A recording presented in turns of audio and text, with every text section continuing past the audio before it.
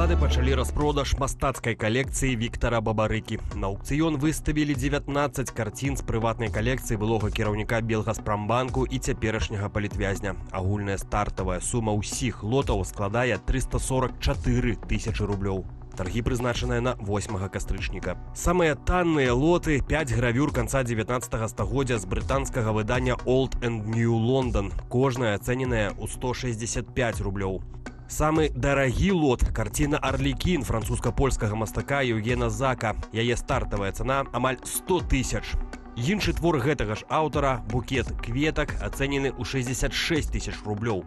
Пейзаж Михаила Кікойна выстаўлены за 56 тысяч, а ягоныя ж яблыні амаль за 50. Ёсць у пераліку і твор мастака парыжскай школы з Беларусі Осіпа Любіча. Ягоная карціна «Тэатральная ложа», напісаная каля 1925 года, ацэненая ў амаль 20 тысяч. Паводле экспертаў, гэтыя творы паходзяць з асабістай калекцыі Бабарыкі. На пачатку 2010-х ён пачаў збіраць працы мастакоў, звязаных з Беларуссю, ад Шагала і Суціна да менш вядомых аўтараў. З гэтага вырас вялікі культурніцкі праект, мэтай якога было вярнуць страчанае мастацтва на радзіму. Аднак у 2020 годзе дзяржава канфіскавала карпаратыўную калекцыю Белгаспромбанку з больш як 150 твораў як рэчавыя доказы ў справе супраць банкіра. Каманда Бабарыкі ўжо заявіла, продаж гэтых карцін можа стаць непапраўнай стратай для беларускай культуры, бо ўвесь яго мецэнацкі праект быў скіраваны менавіта на тое, каб захоўваць і вяртаць нацыянальныя мастацкія каштоўнасці.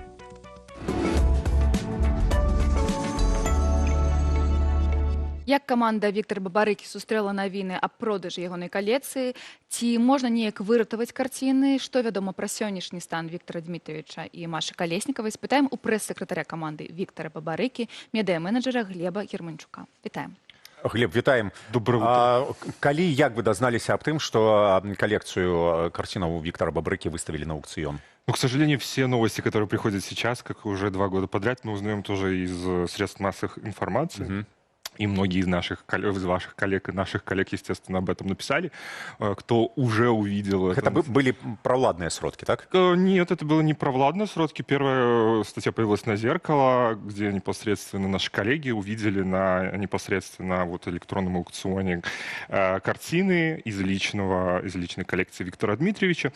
Ну и, в принципе, стало понятно, что штраф, который был назначен в результате дела, которое осудили Виктора Дмитриевича на 14 лет, он был достаточно большой. Мы уже увидели, когда продали с аукциона его машину, земельный участок, часы. И теперь вот непосредственно коллекция картин очень значимых.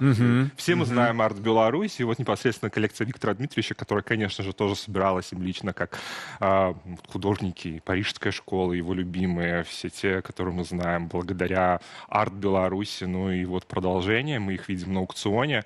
И, к сожалению, вот этот риск, что мы их можем потерять, что, в принципе, правила этого аукциона, они подразумевают то, что в нем могут участвовать кто угодно со всего мира, там очень простая регистрация, и вот с этого... Да, только замежники так само. Ну, естественно, там очень простая регистрация, там это электронный аукцион, и ты, в принципе, можешь зайти тут, зарегистрироваться, сделать первоначальный взнос, и уже вот 8 октября поучаствовать и купить что-то из лотов, имущества, которое принадлежало Виктору Дмитриевичу. Атрымліваецца, што гэтыя карціны могуць паехаць за мяжу. Любы край. В Беларуси, у любых краев. Ну, лучше, если они поедут, например, в Европу, нежели они поедут никуда из Восточнее. Да. Зразумела. Але, глядзі, нема такога ўяўлення там у ўладаў ці у Міністэрства культуры, я не ведаю, аховы каштоўнасцяў, што гэта ж таксама творы, якія прывезлі, якія маюць кошты, якія маюць быць у Беларусі, бо іх, ну, калі што, выстаўляць таксама можна у галерэях, у музеях. Як ты лічыш, яны палічылі, што вось там тыя карціны і там ёсць яшчэ, мне падаецца, лоўкам. Так, там есть гравюры, непосредственно, которые меньшая стоимость, а есть непосредственно вот уроженцы Беларуси, которые причастны к парижской школе. То есть яны палічылі, што яны не так шмат каштуюць, каб вісець у музеі і ў галерэі, ці як? Вот я не А мне разумею. вот кажется, что, например, что те, кто сейчас занимается непосредственно, а этот аукцион непосредственно, он занимается вот именно арестованным имуществом, сбытом вот этого вот. Первое, что тут стоит, наверное, какой-то денежный вопрос. Я на самом деле... Потребные гроши. Да, как человек, который еще до 2020 года также занимался непосредственно коммерческими проектами, мы с Виктором Дмитриевичем непосредственно именно с Белгоспромбанком открывали, помогали вот знаменитую скульптуру Осипа Цапкина у Белгоспромбанка, носитель даров, скажем, и встретил ее также в Монте-Карло, в Монако, около Океанариума, второй экземпляр. И я удивился, что вот на районе вблиз спортивной Кунцевщины теперь есть произведение искусства, и люди могут прийти на него посмотреть. И я, насколько я занимался пиаром именно этого ивента, и вот предлагал бы государственным медиа, а вот возьмите вот такой инфоповод прекрасный, давайте расскажем. И, к моему удивлению, то есть реакция была там статуя какого-нибудь или монумент пожарного у новой пожарной станции какого-то. Это одразу. Да, резонанс, а вот непосредственно такие вот произведения. И вот отсюда я могу сделать вывод, что какая-то культурная ценность вот этих вещей, к сожалению, людям, которые вот как-то занимаются Вырашают, этим, они не способны, наверное, оценить. Ірыны Ну, Дрыгі. слухай. Гэтым займаюцца Ірыны Дрыгі. Там Краіна Ірын Дрыг. Там зразумела, я паглядзела, там ёсць графічныя творы, якія лоўкам зроблены. Ну, тут што? Ты там Хтосьці аглядаеш. намаляў. Тут што ў нас? Тут у нас нейкі клоун. Ну так, клоун, да, больш вясёлы, добра. Тут у нас гледачы ў ложы тэатральных, гэта нешта, ну, прыгожа. Жанчына са складзенымі рукамі. Так, а тут у нас алоўкам. Алоўкам гэта не прадаем. Не, гэта Тем более насамрэч из Лондона. Зачем нам из Лондона? Лондон Нас что-то гэта висеть будет в Минске. Насамрэч гэта вельмі больна, але мабыць ёсць нейкія крокі, мабыць мы зараз гэтую ідэю ці мабыць ужо у каманд Віктара Бабарыкі ёсць ідэя, мабыць нейкія мецэнаты, інвестары з такія, ну, нашых поглядаў ці не нашых поглядаў, але у якіх ёсць грошы, якія жывуць у Еўропе ці ў Злучаных Штатах, могуць набыць іх, каб яны не звезлі іх у Расію, напрыклад.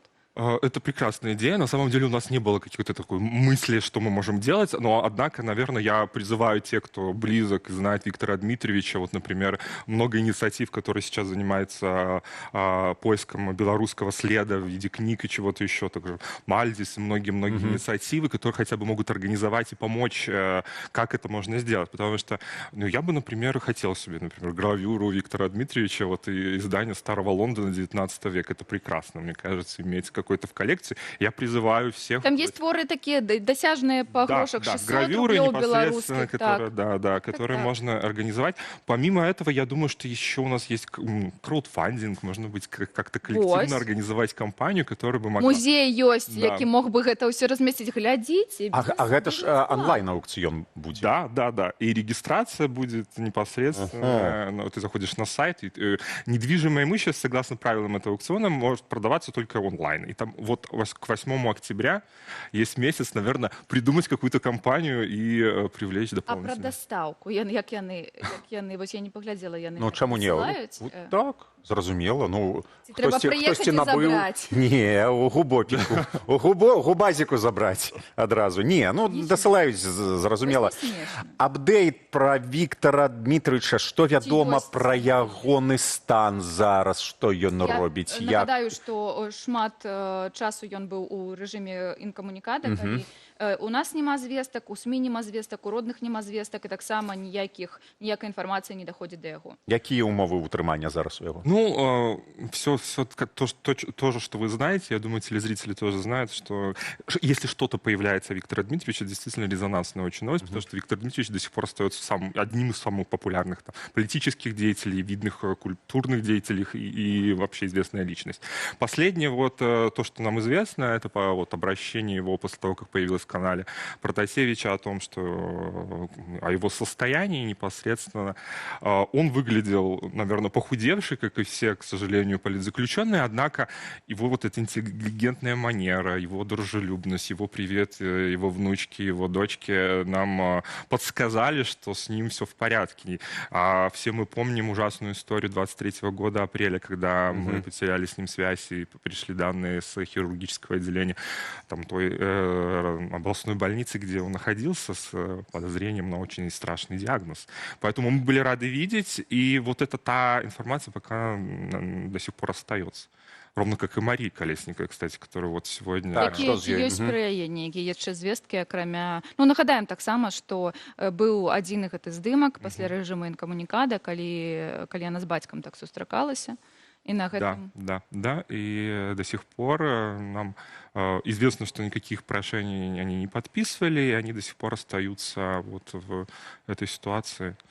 Ну, мы очень надеемся, судя по последним сообщениям от наших американских друзей, что наступит тот момент, наверное, когда вот эти оставшиеся 1300-1500 политзаключенных... Ты веришь в это? Безусловно, на самом деле в рамках нашей команды Татьяна Хомич, сестра Марии Колесниковой, также Илья Солей, Иван Кравцов и остальные наши коллеги проводят международную также работу, встречают также с международными коллегами, в том числе и американскими. А ты можешь распавесці, вот падрабязней, бо это так, ну, збоку гэта выглядае, усе дэмакратычныя актывісты, лідары ездзяць, і, ну, так, хтосьці з кімсьці працуе, але вы атрымліваеце адказы, напрыклад, так, мы там, ну, я не ведаю, дзяржыць департамент ці там нейкая камісія, мы вось бярэмся, напрыклад, за Марыю Калеснікаву і будзем яе імя прасоўваць. Напрыклад, як гэты Саймон Шустер, які браў інтэрв'ю ў Лукашэнкі, ён заўсёды нагадваў пра Марыю. А вось Марыя Калеснікава, а Калеснікава Марыя. А вось тут у бок вы маглі бы адпусціць Марыю Калеснікаву, гэта выглядае нібыта праца, якую там Тацяна Хоміч, ці, ну, я не ведаю, мабыць, гэта там нейкі іншы актары зрабілі, каб гэта імя было заўсёды на павестцы. І яшчэ трэба нагадаць, што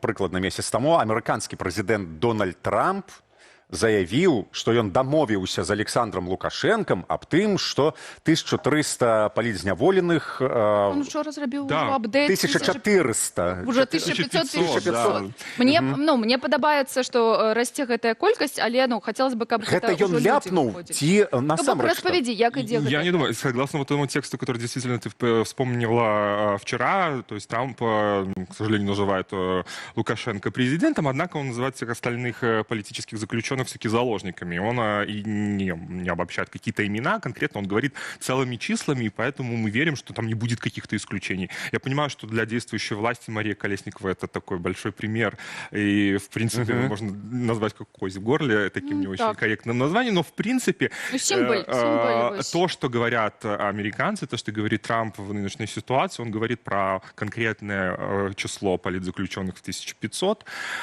Есть уже какие-то ответ того же Лукашенко на то, что мы не собираемся выпускать тех, кто там условно жег машины, жег покрышки. Если вы их хотите забрать, то, пожалуйста, забирайте к себе, и как-то, наверное, контакт будет. Но если на таком уровне произносятся такие слова, вернемся немножко на шаг назад, все политические акторы и с нашей стороны, и с других демократических сил проводят очень большую работу, когда они встречаются на уровне премьер-министра, министра или просто посольства, всем рассказывают обычно апдейты. Наша задача им рассказывать апдейты, у них нет информации. Наши источники, наши ощущения, предположения, как это может быть. Естественно, это закрытая информация. Естественно, мы не можем как-то диктовать какие-то условия, какие-то предлагать варианты. Но мы... Но кроки есть. Конечно, безусловно, мы даем почву, даем пищу для принятия этих решений, потому что без них картина была бы неполная.